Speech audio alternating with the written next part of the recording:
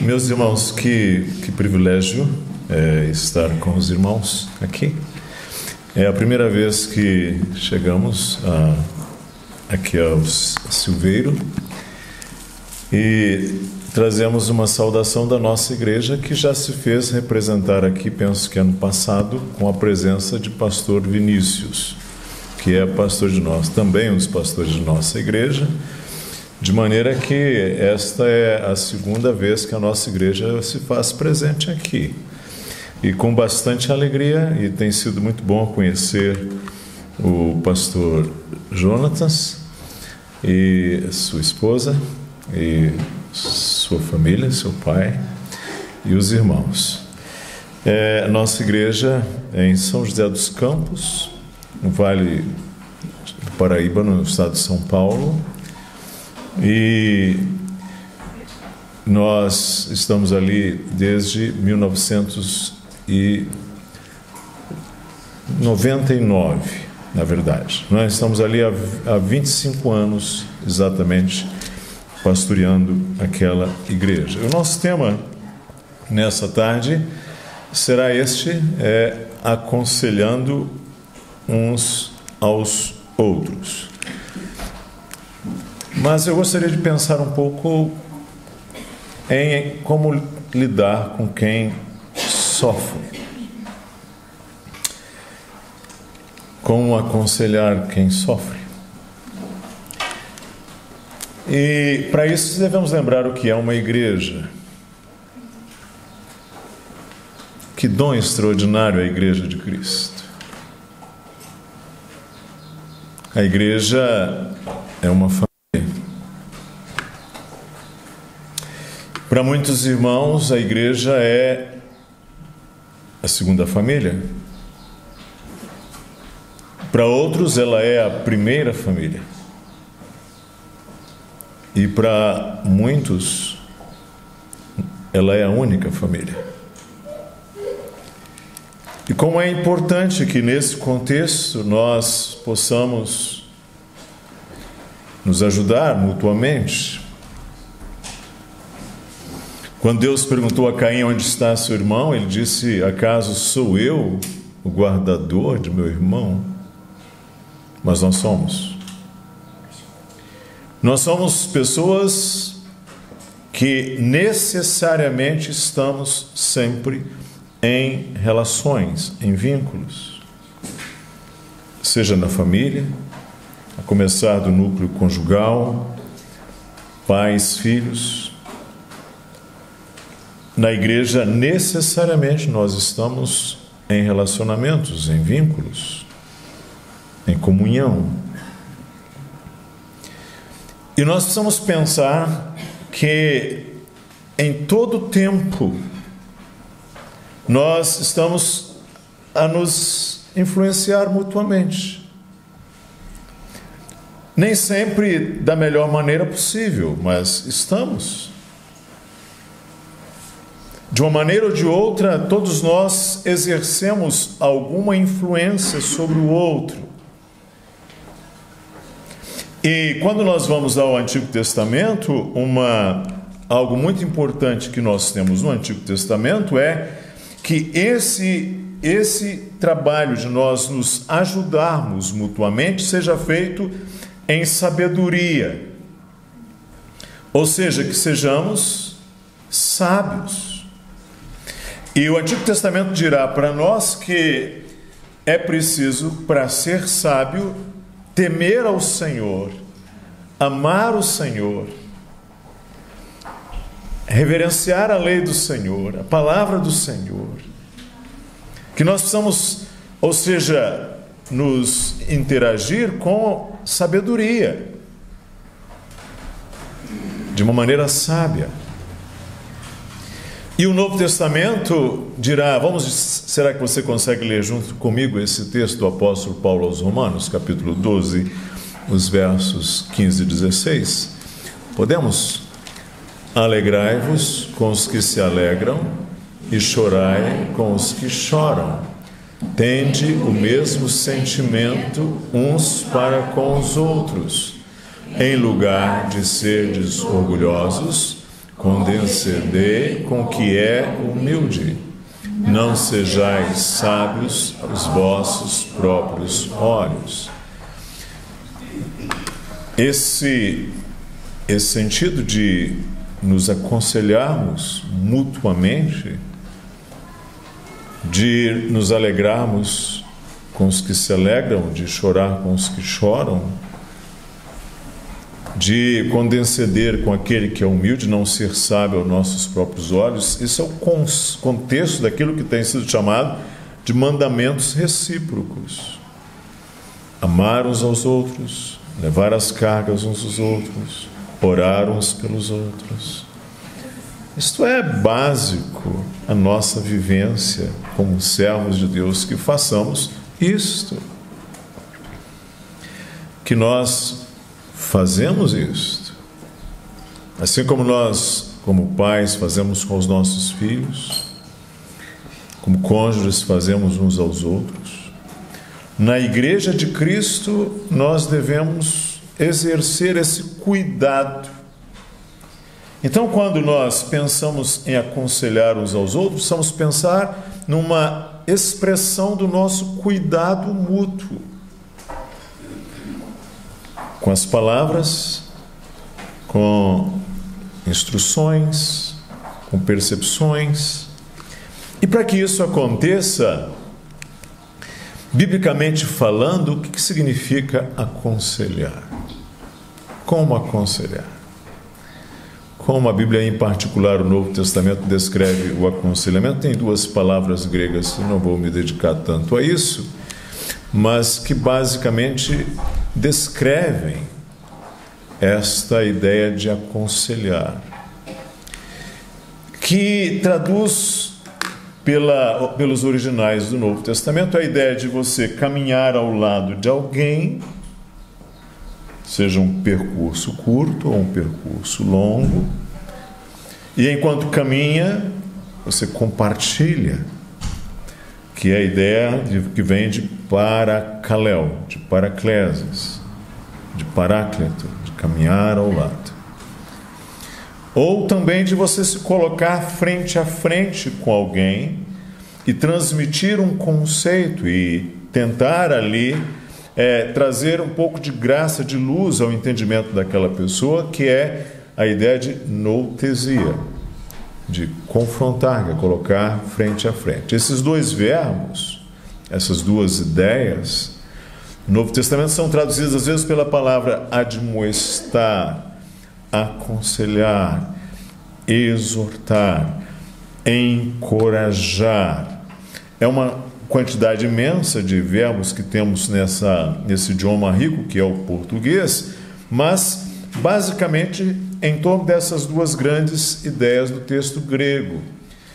Por exemplo, a ideia de paracleses, quando se fala de Barnabé, ele era chamado José, filho da consolação, filho da paracleses, ou seja, José que fazia esse trabalho de encorajar, esse trabalho de estimular, de ajudar, de auxiliar. Isso era tão marcante em Barnabé que ele ficou caracterizado com este apelido, José, filho da consolação, filho do encorajamento, filho do aconselhamento, filho da admoestação. Isso é uma expressão do amor. Quando eu faço isto é uma expressão do meu amor. Eu volto a isso daqui a pouco. Para que nós façamos isso, esse trabalho no corpo de Cristo, precisamos cuidar de nós mesmos. Precisamos cuidar de nós mesmos. Se você viaja de avião, sabe disso. Quando você recebe as orientações lá na aeronave, a tripulação diz assim: se houver alguma despressurização da cabine, vão cair umas máscaras, você deve primeiro colocar a máscara de oxigênio em você e depois então colocá-la em quem estiver ao seu lado, uma criança, uma pessoa idosa, uma pessoa que dependa, porque você não tem como ajudar se você não estiver devidamente oxigenado. É preciso cuidar de si mesmo. Jesus Cristo fala sobre isso, não é? Quando ele diz que nós temos às vezes uma facilidade imensa de vermos ali um pequeno cisco que está no olho do outro, e às vezes não percebemos aquilo que está atrás de nós, porque seria mais ou menos como se eu tivesse algo muito grande assim diante do meu olho, e o meu nervo óptico leva-me então a buscar aquilo que está ao fundo, de maneira que eu estou aqui com esse imenso livro à minha frente, não estou me olhando, atentando devidamente para ele, mas vejo vocês. E às vezes nós estamos com os olhos mais claros para ver aquilo que está longe, mas não estamos a perceber aquilo que está em nós. E como é importante, então, que nós cuidemos de nós mesmos para ver apropriadamente o problema alheio. É indispensável tratar o próprio problema. Quem está se cuidando ministra melhor as necessidades dos outros, possui mais amplitude de visão e assim a mão mais cuidadosa. Então, pessoas que geralmente são mais habilidosas no cuidar, no ajudar ao outro, são pessoas que estão a cuidar de si mesmas, das suas fraquezas, das suas fragilidades, sobretudo a tratar os seus pecados. Essas são as pessoas que estão em melhores condições de servir ao outro. Diz lá ainda, você consegue ler lá? Pode ser que a mudança mais importante não seja a de lugar ou de pessoas e situações ao meu redor. Não raramente a primeira, fundamental e mais desafiante transformação precisa acontecer em mim. Então, isso chama-nos para uma responsabilidade para nós mesmos, por áreas que nós provavelmente precisamos tratar, precisamos buscar a graça do Senhor, precisamos buscar aconselhar-nos, precisamos perceber-nos. E aqui é um ponto interessante, porque nem sempre nós vemos tudo, né, em nós. Uma característica é que quanto mais perto, às vezes menos a gente percebe. Se eu for ao espelho, tudo quanto eu vejo do espelho é a minha face, a minha fisionomia, mas eu não me vejo por inteiro. Ninguém tem uma visão de si mesmo por inteiro. E às vezes a esposa tem uma contribuição a dar, às vezes o esposo, às vezes um filho, às vezes o pai. E como é importante que nós possamos, com humildade, aprender uns dos outros, inclusive áreas em nós que nós não percebemos ou estamos desatentos, não é? Áreas que são padrões que vamos repetir ao longo da vida e nunca fomos devidamente apontados, alertados para essas áreas em nós. Como isso é importante. Mas, não posso me delongar muito nisso, mas o trabalho de aconselhar não é um trabalho que a gente possa dizer assim apenas dedicado a especialistas. Não. O trabalho de aconselhar, de encorajar, de admoestar, de corrigir, de instruir, é um trabalho de todos. De todos. Por isso a Escritura vai dizer, falando entre vós. Ou seja, algo que seja uma expressão dos nossos cuidados mútuos.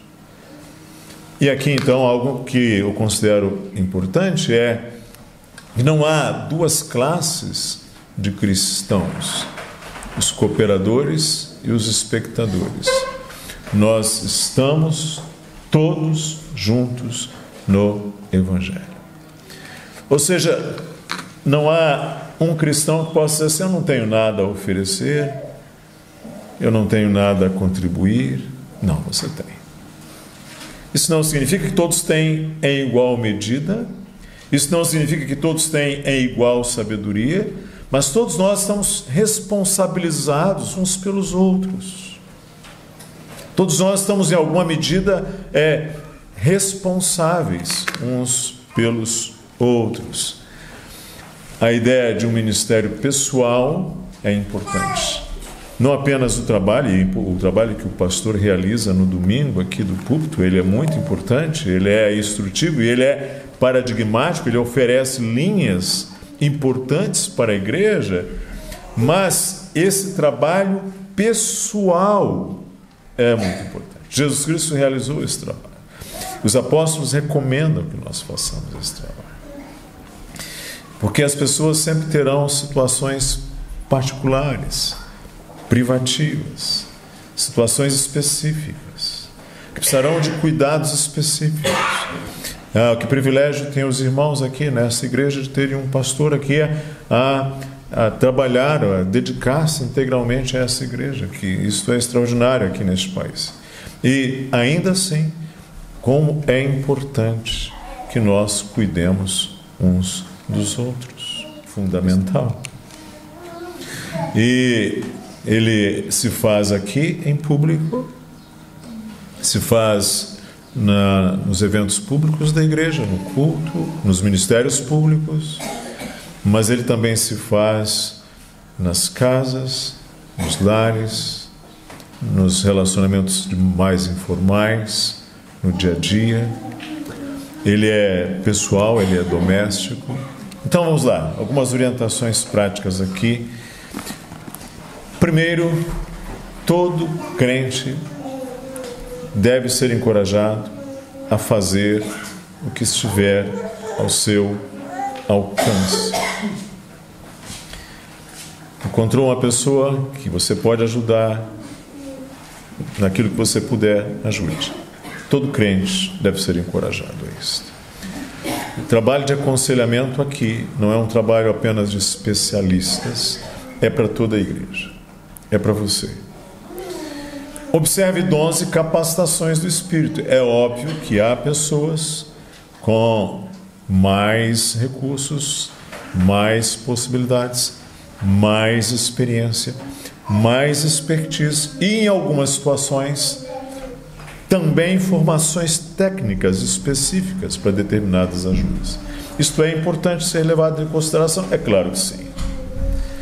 Não abrindo mão da primeira coisa que disse lá, é algo que cabe a todos, mas também é importante levar em consideração os dons e capacitações do Espírito, ter humildade para reconhecer os próprios limites, ou seja, quando nós não sabemos alguma coisa, a gente pode dizer não sei, não é? Ou vou buscar ajuda, ou temos na igreja uma pessoa que possa ajudar. Ou eu acho que eu consigo chegar até aqui, mas até da partir daqui eu vou precisar agora talvez de buscar ajuda, quem sabe do pastor, ou alguém da igreja, um líder da igreja, uma irmã da igreja. Por exemplo, o apóstolo Paulo fala para as mulheres mais velhas aconselharem as mais novas. É possível então que nesse momento você vai precisar buscar a ajuda de uma mulher mais experimentada, não é? Como situações que dizem respeito à maternidade, por exemplo, é importante a experiência, não é? A experiência de mães é um exemplo, não é? Pais é um exemplo. Experiências com determinados problemas, com determinadas doenças. Então, pode ser que em algum momento você precise reconhecer o limite e dizer: eu estou ao seu lado, quero ajudar você, mas aqui eu acho que eu não tenho muito como ajudar, porque essa é uma área muito específica que me escapa o conhecimento, mas eu vou buscar uma forma de ajudar você, quem sabe buscando a ajuda de determinada pessoa. Isso faz sentido? Faz.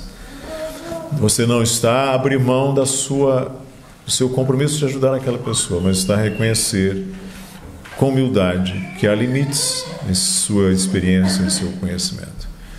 Você pode proceder a recomendações, encaminhamentos, pastores podem fazer isso, não é?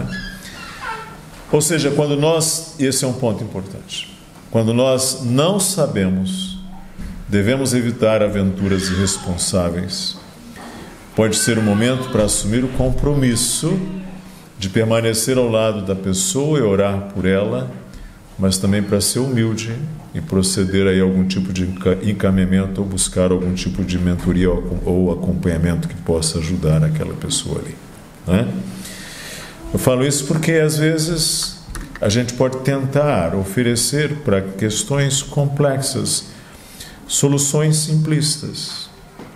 E isso não é muito adequado.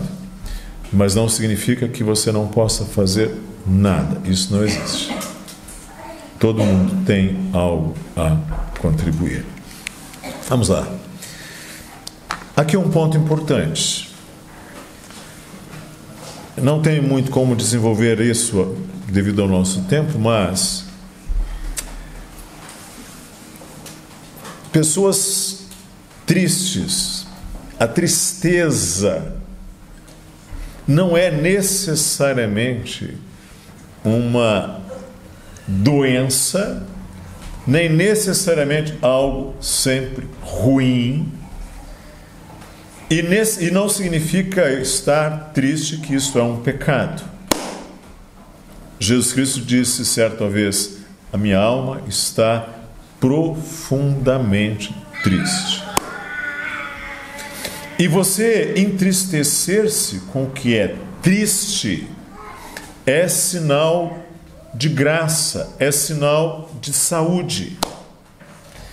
O não entristecer-se com aquilo que é triste, e eu falo isso hoje porque o contexto evangélico no Brasil a esse respeito é horrível, não sei como está aqui em Portugal, mas lá é horrível, porque não se admite a tristeza como parte da realidade da vida. E ela é importante.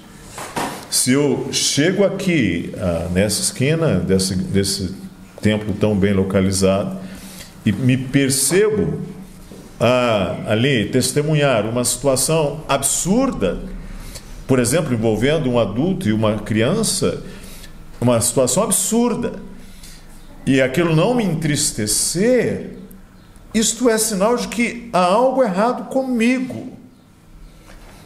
Há algo errado comigo. Por quê? Porque nesse caso é sinal de que eu sou capaz de chorar com o que chora, sou capaz de saber quando uma coisa é ruim, sou capaz de perceber quando algo é injusto. Lembra-se de Jesus quando chegou em Jerusalém, antes, repete o profeta Jeremias, né? Ele olha para Jerusalém e ele diz assim: Jerusalém, Jerusalém, quantas vezes quis eu reunir os teus filhos, como a galinha reúne de si os seus filhotes, mas tu não quiseste. Jerusalém, Jerusalém, que matas os profetas e apedrejas aqueles que te são enviados. Obviamente Jesus não está a falar isso alegre, está a falar isso triste. Isto é parte da vida. Eu digo isso porque hoje a gente imagina alguns cristãos que ser cristão é estar sempre pulando, é sempre, não é? É sempre assim. Isso é irreal. Aliás, a palavra de Deus diz que há uma tristeza segundo Deus que produz o arrependimento. Quando aquele pródigo estava lá a apacentar os porcos, e ele não há nenhum problema para nós apacentarmos porcos, aliás, é alguma coisa até bastante digna, mas ele era um judeu. E um judeu tem o porco como uma coisa imunda. Ele estava lá a apacentar os porcos. E naquele momento diz que ele caiu em si, e essa é a melhor das quedas, não é? Ele caiu em si, e ele diz: quantos dos diaristas, dos jornaleiros do meu pai têm melhor condição do que eu?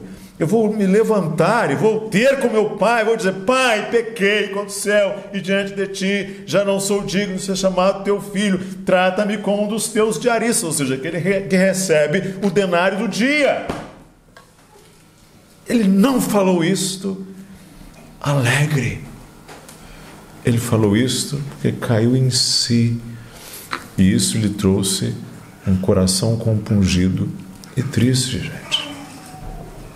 Então, vamos lá, vamos assumir a realidade de que a vida demanda de nós alegria e tristeza, alegria e choro, alegrar-se com os que se alegram, chorar com os que choram.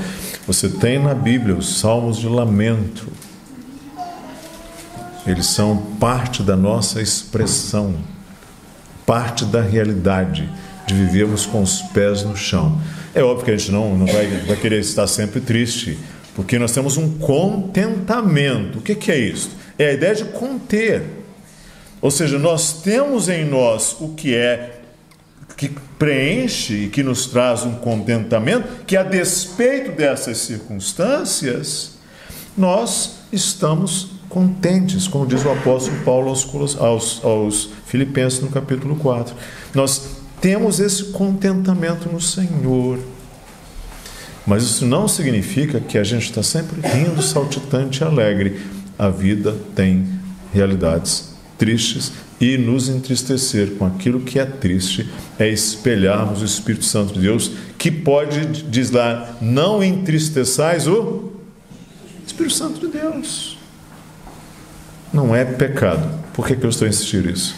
Porque não é pecado necessariamente uma tristeza. Existe uma tristeza que não é boa, existe uma tristeza que não é sã, existe uma tristeza que não é proporcional, existe uma tristeza que não é bem-vinda. Ok, mas o entristecer-se faz parte desta vida. Tudo bem até aí? Tudo bem? Sigamos. Para ajudar alguém, ame. Mas como? Amar é um ato intencional. Estou casado com minha esposa, vamos fazer 35 anos de casado, porque nós nos conhecemos muito tempo antes ainda. Na verdade, eu a vi pela primeira vez, ela era uma menina de saias rodadas. E é óbvio, eu me determinei a amar minha esposa, e ela muito mais, porque ela tem múltiplas razões para fazer um esforço dobrado. Não é assim? Então, é preciso um ato intencional para nós aconselharmos de amar. Aí, uma frase de Agostinho, não é? Qualquer que pensa ter entendido as divinas escrituras ou qualquer parte delas, mas com esse conhecimento não consegue edificar o amor de Deus e do próximo, ainda não terá obtido sucesso em entendê-las. Então é preciso esse amor de Cristo, é preciso esse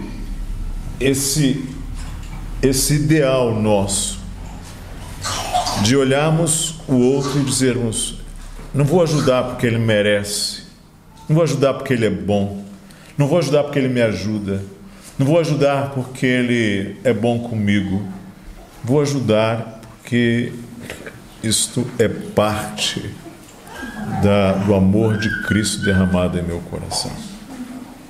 E isso é parte do ser igreja. É amar aqueles que às vezes não são amáveis. Então, ame. E para aconselhar, Um trabalho que sempre digo aos meus alunos, inclusive aos meus alunos portugueses aqui, é: diminua. É preciso diminuir. O que é isso? Diminuir é descer.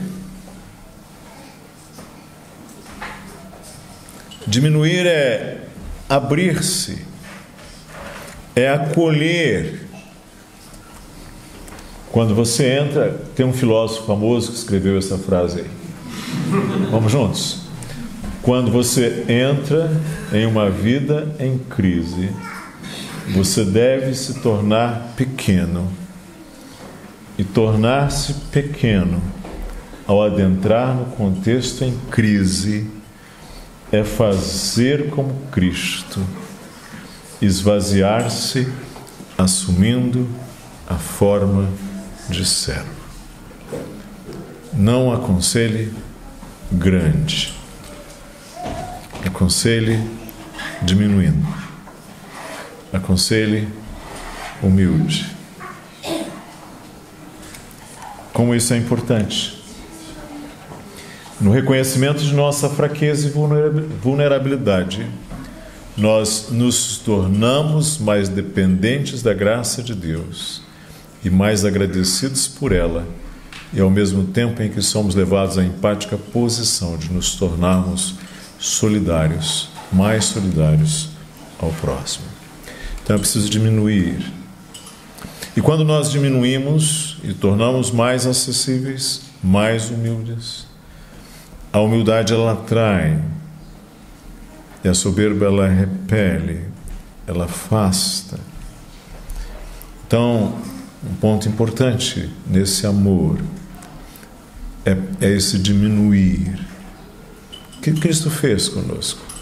Veio ao nosso encontro, apanhou a bacia, lavou os pés, foi à cruz.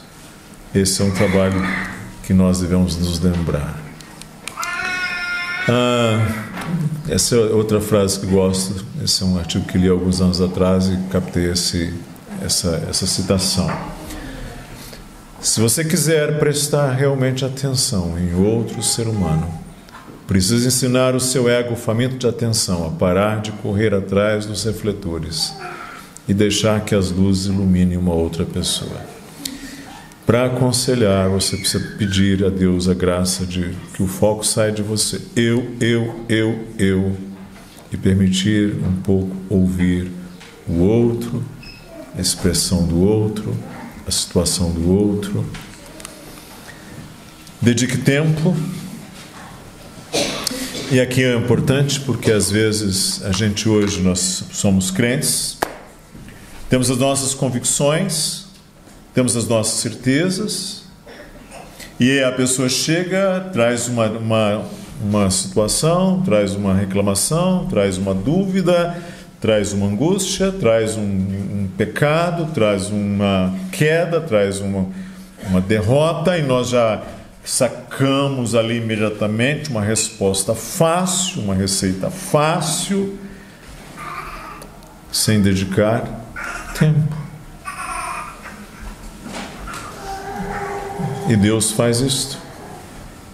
O Senhor Jesus faz isso, gasta tempo com as pessoas. Deus até pergunta lá no Éden: Adão, onde estás? Que paciência tem nosso Deus, né? Adão, onde estás? Aí vem Adão, fala aquela coisa toda. Aí vem Deus e trabalha mais um pouco. Caim, onde está teu irmão? Não é? Mulher, por que choras? Esse Deus que, embora tenha todas as respostas, ainda nos dá a oportunidade de falarmos, dedicar tempo. Não é como aquele médico, como alguns que temos lá no Brasil, que a gente chega na sala dele, aí ele abaixou a cabeça. Aí a gente fala assim: estou com uma dor aqui no abdômen, na parte superior, acima do meu diafragma. Ele fala: ok, é isso aqui, dá-te uma receita, e vai lá, é um remédio, e você sai. está a lidar com o corpo. E às vezes a gente quer lidar com a alma do outro nessa mesma perspectiva simplista. E às vezes são situações mais complexas que demandam tempo.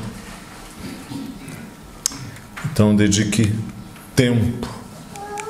Dedique tempo. Penso que sobre isto uma palavra acerca das doenças. Conquanto a doença possa indicar em raras ocasiões a presença de um pecado como uma causa, a maioria das ocasiões a doença não tem nada a ver com um pecado individual, embora possa ter com o pecado enquanto realidade nesse mundo, sim, a doença está aí, mas pode não representar o fato de que a pessoa tenha um pecado, por isso está doente. Isso aí era a compreensão dos amigos de Jó. A gente precisa tomar cuidado.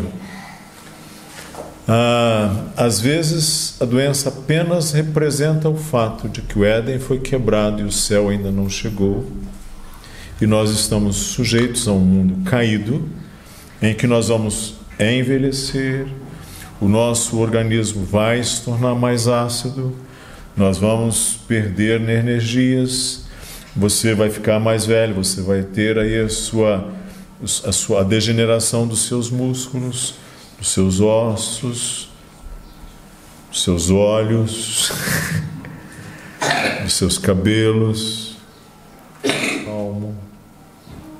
Isso não é pecado.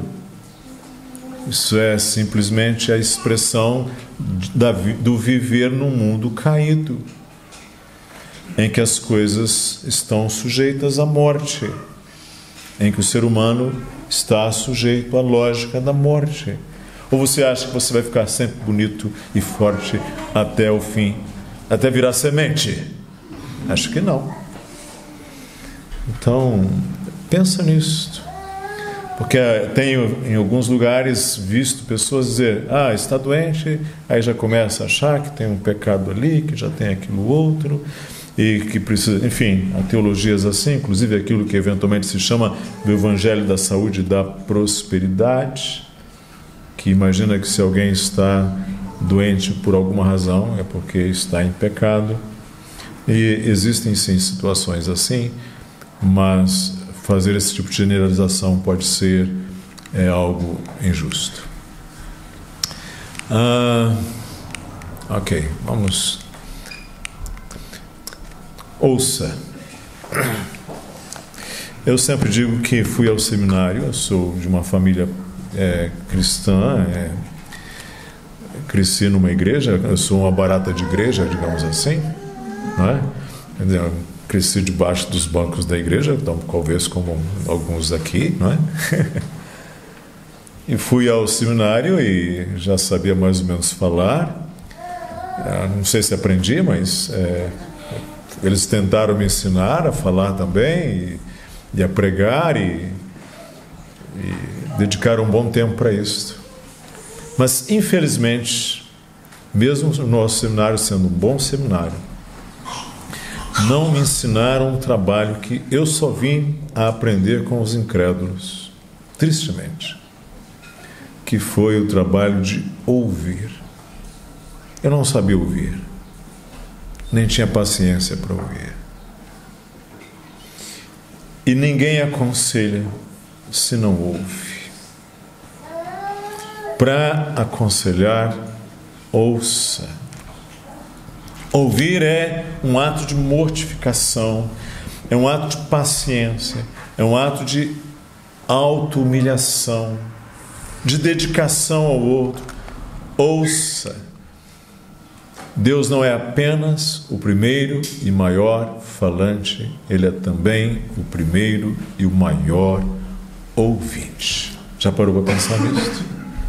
Um Deus que nos ouve, que nos ouve, que nos ouve e continua ouvindo, e ouvindo coisas que não deveria ouvir talvez. E continua ouvindo. Maravilhoso esse nosso Deus, não é? Maravilhoso. Então vamos aprender também a ouvir uns aos outros. silêncio. Deixa eu ouvir o outro, deixa ele falar. Esses dias meu irmão, um dos meus irmãos me ligou e ele estava angustiado. Ele era o meu terceiro irmão. Ele estava angustiado e aí eu coloquei no Viva Voz, minha esposa estava do meu lado e aí eu já quis dar logo uma resposta, porque eu também às vezes sou impaciente. Aí a esposa falou assim: calma aí, ele está precisando falar, ele quer que você o ouça. Canta bem, não é? Quem acha uma esposa acha uma coisa boa, não é verdade, gente?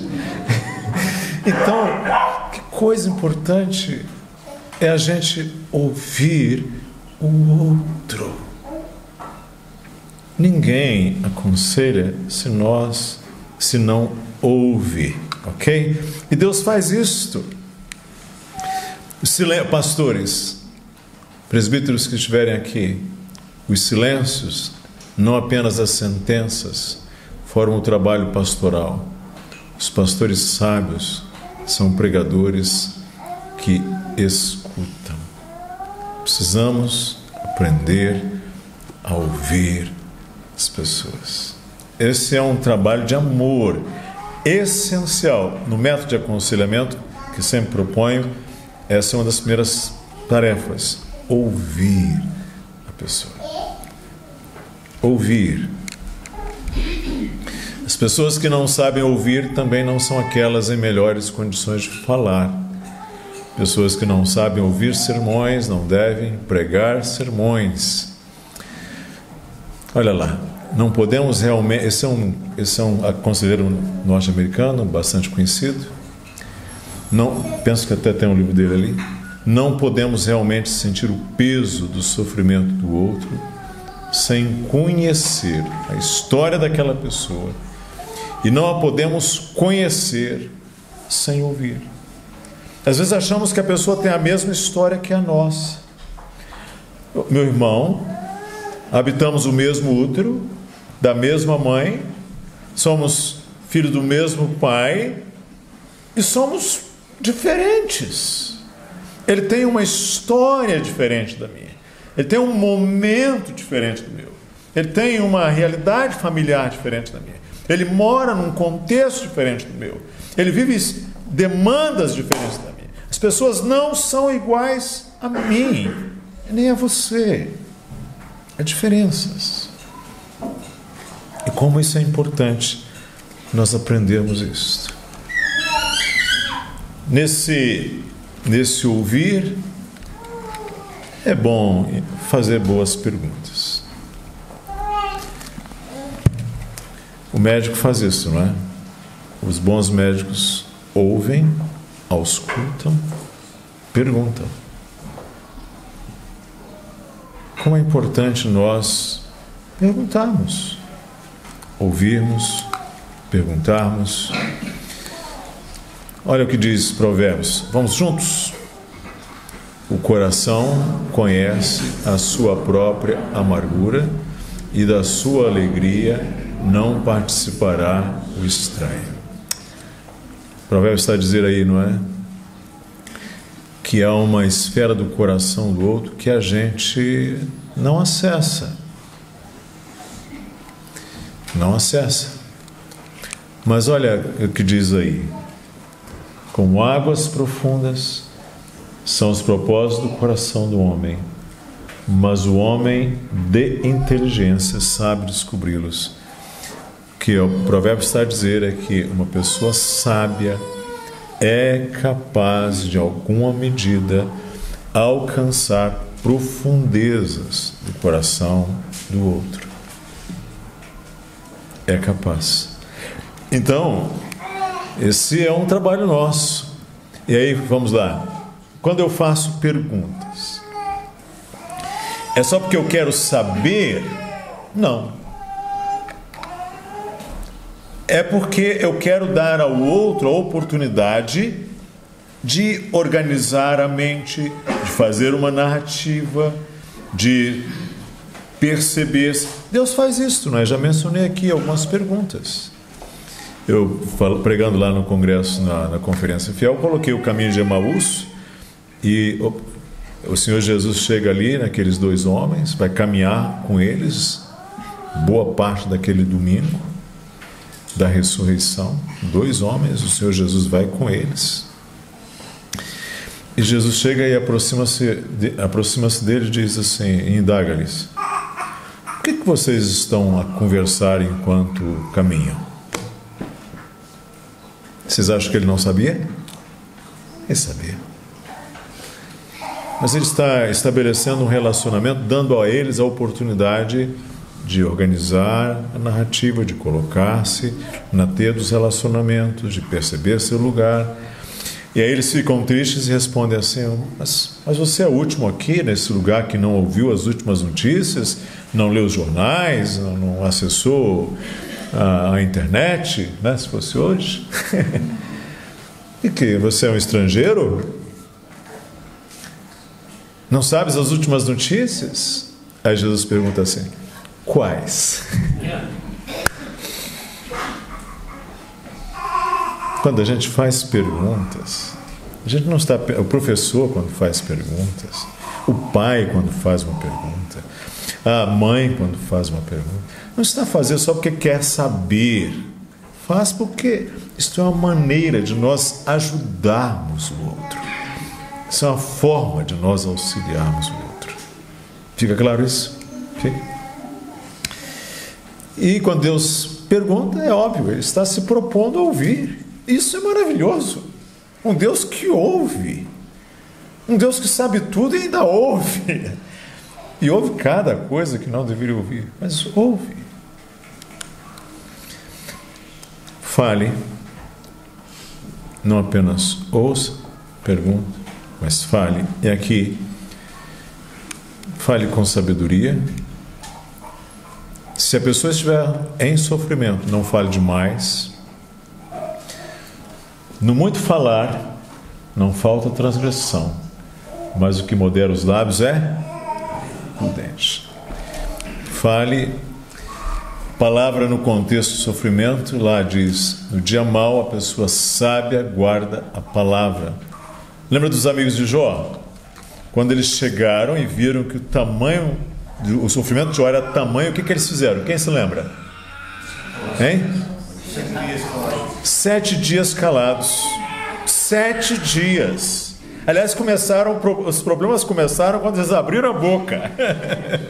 Na verdade, estava tudo muito bem até aquele momento. É isto. Mas há um tempo de falar assim. Funeral. Situações. Hoje, na nossa igreja no Brasil, está a ser sepultado um irmão muito querido. Funeral. Fale apenas o necessário. No luto, fale apenas o necessário. E não venha com aquela palavra assim: não chore. Não. No máximo você pode dizer: por que chora? Ok, né? Nem deveria. Mas aquele é o momento para as pessoas chorarem. Porque o ser humano no luto não chora apenas pelo falecido, chora pela tragédia da morte, chora pela vida, chora por si, chora pela realidade da morte. E até Jesus chorou. Ok, os teólogos aqui, deve haver bons teólogos nessa igreja, devem se dividir em por que Jesus chorou. Ok, eu não vou entrar nessa discussão, mas eu posso dizer para vocês com segurança que ele não chorou porque estava alegre. Ele chorou porque ele estava triste. Isso me basta. Então, há tempo de as pessoas chorarem. Deixa o ser chorar. É claro que isso não é a mesma coisa que entrar no desespero, perder a confiança, entrar em blasfêmias e coisas desse tipo. Mas eu preciso finalizar essa parte, mas dizer que eu tive 2 pastores muito importantes na minha trajetória de formação. e um deles perdeu o pai, que também era pastor, em um acidente. O comboio passou por cima do carro deles e foi fatal. E foi um funeral que envolveu milhares de pessoas na cidade em que nós vivemos. E no dia em que ele recebeu a notícia do falecimento do pai, o pai dele era um homem conhecido, um diretor de um colégio muito grande, um colégio de mais de 3 mil alunos, colégio batista, um seminário. No dia que ele recebeu a notícia do falecimento, um amigo dele apanhou o carro, foi à casa dele e disse: Joelson, eu vim aqui estar com você enquanto tivermos o funeral do seu pai, e você vai comigo. E apanhou o pastor, colocou no carro, foram à igreja, participaram do culto, ele é sentado ao lado, depois foram à necrópole, ao cemitério, fizeram o sepultamento, depois levou o pastor em casa, no outro dia foi lá, esteve com ele: você está tudo bem, você precisa da minha ajuda para algo mais? Ele não falou muita coisa. E o pastor esse pastor, meu amigo, disse: de todas aquelas pessoas que estiveram no funeral do meu pai, que foram milhares, saíram nos jornais aquelas notícias, ele disse: eu não esqueço daquele amigo. Porque é possível fazer uma ajuda falando pouco, o necessário, e na hora da dor é preciso ser sábio nas palavras. Mas o coração sábio é mestre de sua boca e aumenta a persuasão nos seus lábios. O sábio de coração é chamado prudente, a doçura do falar aumenta o saber. A resposta branda, mas a palavra dura suscita a ira. A ansiedade no coração do homem o abate, mas a boa palavra o alegra. Ora, o provérbio está a dizer que sermos sábios com as palavras é algo muito importante. Fale com Deus, isso é algo que você pode fazer. Uma pessoa que está ao seu lado, em situação que pede a sua ajuda, ore com ela. Isso você pode fazer. Todos podemos fazer. Ore com ela, ore, peça, fale você com Deus, peça ao Senhor. Aliás, oração não é alguma coisa que a gente faça assim apenas porque não tem mais nada para fazer. Oração é a primeira coisa que nós temos a fazer. Antes de tudo, orarmos. Orarmos, confiarmos, dependermos do Senhor, buscarmos graça. Fale de Deus para ela. E aqui é um ponto importante. Traga a palavra do Senhor, traga o conforto, traga o Evangelho. Eu diria que às vezes as pessoas não precisam de palavras mágicas, elas não precisam de fórmulas novas, elas precisam ouvir aquelas verdades simples do Evangelho, das Escrituras, que trazem consolo. Abra a Escritura, leia com ela um texto, um salmo, uma porção da palavra do Senhor. Não precisa fazer um grande sermão, como deve fazer muito bem o pastor Jonatas. Traga uma palavra simples, mas fale de Deus para ela. E sobre a importância da palavra de Deus, eu acho que não é necessário que enfatize muito esses aspectos que aí estão, mas no sofrimento, como é importante a pessoa ver a grandeza, a beleza do Senhor para ter esperança. Como é importante ter esperança, não é? Especialmente alguém que está, por exemplo, uma doença terminal, ou que está com um filho muito grave, ou que está vivendo uma situação de privação aguda. Como é importante você saber falar. E por fim, você não é Deus. Isso é importante muito, porque às vezes achamos que somos. Ou seja, você não é Deus. Um dia vieram a João Batista e disseram assim: você é o Cristo? Ele disse: não, eu não sou o Cristo.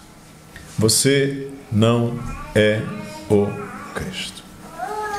O que significa o quê? Significa que por mais que nos esforcemos, olhe lá, não conseguiremos fazer tudo, controlar tudo, dominar tudo, proteger tudo, guardar tudo. Nós não somos Deus e Ele não é dispensável. Você precisa do Senhor. Você não tem o controle de tudo. E compreender isto é algo importante para todos nós, porque às vezes nós nos sentimos precisamos aprender que só Jesus é capaz de consertar todas as coisas. Então, faça esse trabalho de uma maneira pessoal, tente ser próximo, tente ser aberto, afetivo. A verdadeira obra de Deus é uma obra pessoal, de uma pessoa para outra. Então, os trabalhos nunca estão todos ocupados. As oportunidades para que os cristãos ministrem pessoalmente aos outros são ilimitadas. Nós vamos ter agora um breve intervalo e depois a gente retoma uma segunda parte um pouquinho mais prática.